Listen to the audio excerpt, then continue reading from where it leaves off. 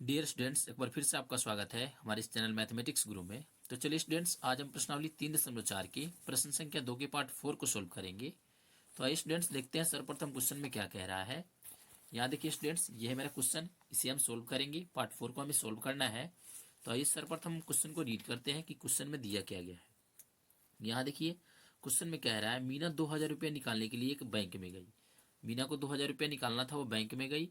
उसने खजांची से, खजांची किसे कहते हैं, जो वहां पे कैशियर होता है उसको, उसने कैशियर से 50 रुपये तथा 100 रुपये के नोट देने के लिए कहा।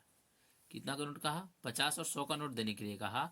मीना ने कुल 25 नोट प्राप्त किए। कितना नोट प्राप्त किया उन्होंने? 25 नोट प्राप्त किया। ज्ञात कीजिए कि उसने 50 और 100 के कितने कितने नोट प्राप्त किए। अब हमें बताना है कि मीना कितने 50 का नोट लाई और कितने 100 का नोट लाई। और सभी को मिलाकर 50 और 100 का नोट मिलाकर उसने कितना नोट लिया?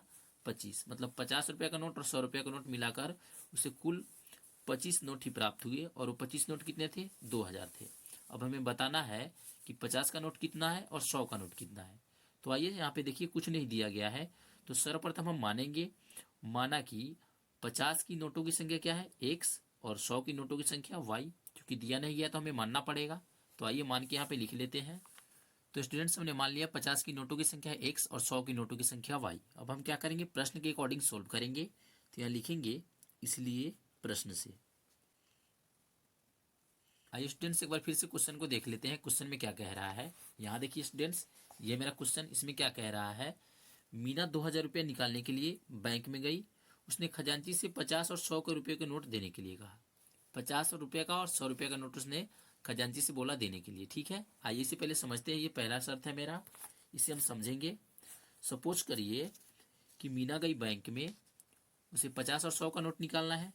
तो मान लीजिए कि वो 50 का नोट निकालती है, 10 नोट निकालती है 50 का, ठीक है, और 100 का नोट निकालती है 15। ठीक है, 100 का जो नोट है वो 15 निकालती है और 50 का नोट 10 निकालती है। ठीक है, तो पूरा मिलाकर वो 2000 रुपये निकालती है। उसे 2000 रुपये निकालना है।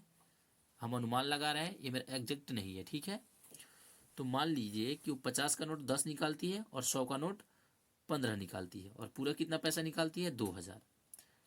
ठीक है, तो हमें बताना है, यहाँ पे देखिए 50 की नोटों की संख्या हमने x माना है, तो इसको हमने क्या माना है जी? x माना है। इसको हमें पता नहीं है। और 100 की नोटों की संख्या हमने क्या माना है? इसको हमने क्या माना है? y माना है। यहाँ नोटों की संख्या नहीं दिया गया है, इसको हमने x माना है। और यहाँ भी नोटों की जो संख्या है उसको हमने y माना है। ठीक है, तो यहाँ पे मेरा क्या हो जाएगा? ये मेरा 50x और ये मेरा 100y हो जाएगा ना। ये मेरा 50x और ये मेरा 100y हो जाएगा। 50x, चूंकि 50 है तो 50, और नोटों की संख्या x है तो 50 में x से गुणा हो जाएगा 50x, और प्लस यहाँ 100y हो जाएगा, और बराबर क्या हो जाएगा मेरा? 2000 हो जाएगा। ये मेरा क्या है? फर्स्ट शर्त के अकॉर्डिंग है। ठीक है, इसको साइड में रख लेते हैं, यहाँ लिखेंगे इसी को। पहली शर्त के अकॉर्डिंग है मेरा ये। कितना हो जाएगा? 50x प्लस 100y बराबर 2000। अब इसमें आप देख सकते हैं स्टूडेंट्स, यहाँ देखिए ये सभी 50 के टेबल में है, तो हम 50 को कॉमन ले लेंगे। आइए 50 को यहाँ पे कॉमन ले लेते हैं। तो हम 50 को कॉमन ले लेंगे, तो 50 से 50 कट गया, x बच गया, प्लस है तो प्लस, ये 50 दूनी 100, और यहाँ पे क्या हो जाएगा? ये मेरा 2000 हो जाएगा। ठीक है, अब इसको हम इस साइड में भेज लेते हैं। x प्लस 2y बराबर 2000, और यहाँ पे देखिए, यहाँ पे कुछ नहीं तो गुणा है, इस साइड में आएगा तो क्या हो जाएगा? ये मेरा भाग के रूप में हो जाएगा। ये मेरा 0 से 0 कट गया, और 2 का टेबल कितने बार पढ़ेंगे? 200 आएगा, 40 बार। तो ये मेरा क्या हो जाएगा? x प्लस 2y बराबर 40। मेरा इक्वेशन फर्स्ट प्राप्त हो गया।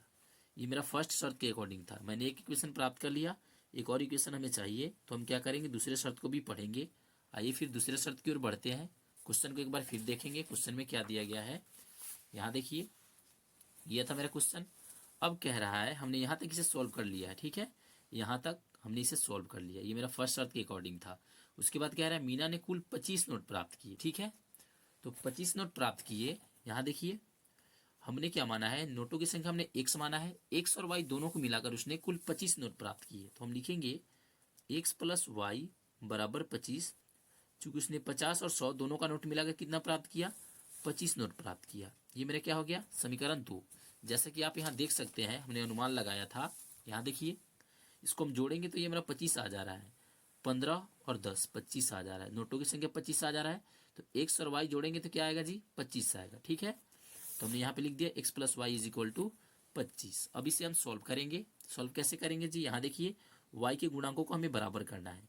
यहाँ y का गुणांक 2 है और यहाँ y का गुणांक 1 है, ये दोनों बराबर नहीं है। तो हम क्या करेंगे, यहाँ 1 है तो 1 से ऊपर वाले में गुणा कर देंगे, और यहाँ 2 है तो 2 से हम नीचे वाले में गुणा कर देंगे। ठीक है, अब इसको हम गुणा करके यहाँ लिख देते हैं। ये देखिए इन सभी में 1 से गुणा होगा तो ये मेरा इतना ही हो जाएगा, और ये मेरा हो जाएगा 40। हम इसको इक्वेशन थर्ड मान लेते हैं, क्योंकि यहाँ देखिए फर्स्ट और सेकेंड ऑलरेडी गिवन है पहले से ही, तो हम इसको अब थर्ड मान लेंगे। इसको भी गुणा कर लेते हैं उसी तरह। क्या हो जाएगा, 2x प्लस 2y और इज इक्वल टू 50। ये मेरा इक्वेशन 4 हो गया। अब आप यहाँ देख सकते हैं स्टूडेंट्स, हमने y के गुणांकों को बराबर कर लिया।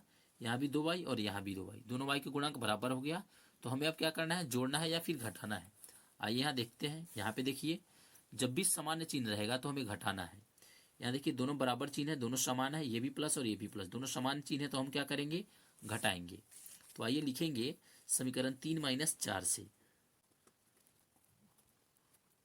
समीकरण 3 ये मेरा है, तो इसको हम यहाँ पे लिख लेंगे x प्लस 2y बराबर 40।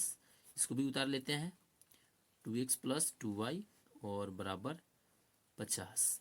हमें क्या करना है, इसको घटाना है, तो हम इसको घटा लेंगे। ठीक है, यहाँ देखिए जब भी घटाना होगा स्टूडेंट तो हम क्या करेंगे, यहाँ देखिए यहाँ कुछ नहीं तो प्लस है, यहाँ भी कुछ नहीं तो प्लस है, तो हम इन सभी का उल्टा कर लेंगे। जब भी घटाना होगा तो उल्टा करना है, प्लस का उल्टा माइनस, प्लस का उल्टा माइनस, प्लस का उल्टा माइनस। वही अगर जोड़ना होता तो हम उल्टा नहीं करते। ठीक है, अब ये कट जाएगा, एक प्लस में 2y एक माइनस में 2y, ये मेरा कट गया। हमें घटाना है, यहाँ कुछ नहीं तो ये 1 है, 1x में से 2x घटेगा तो क्या होगा, माइनस में 1x होगा।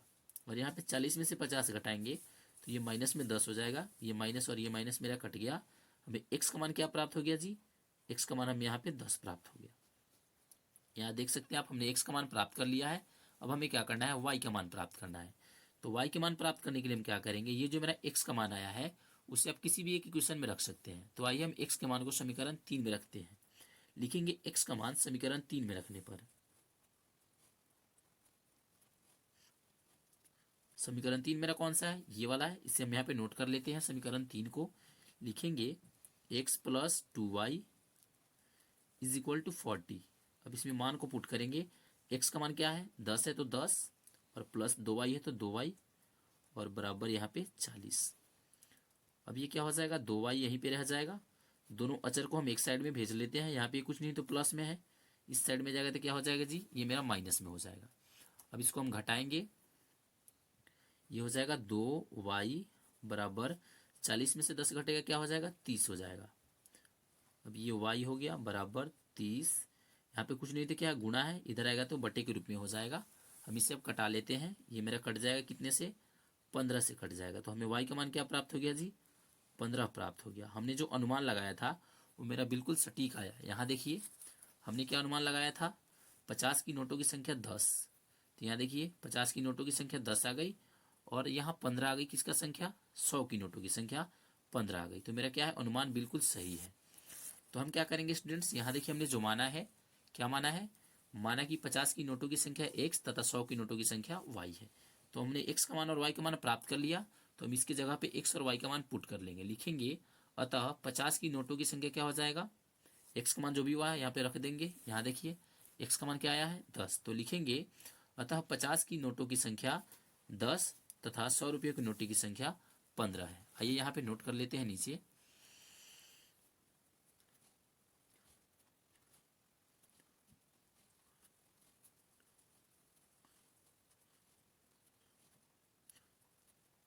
और ये स्टूडेंट्स मेरा आंसर हो जाएगा। तो मुझे उम्मीद है स्टूडेंट्स कि आपको समझ आ रहा है। आइए स्टूडेंट्स का हम जांच भी करके देख सकते हैं।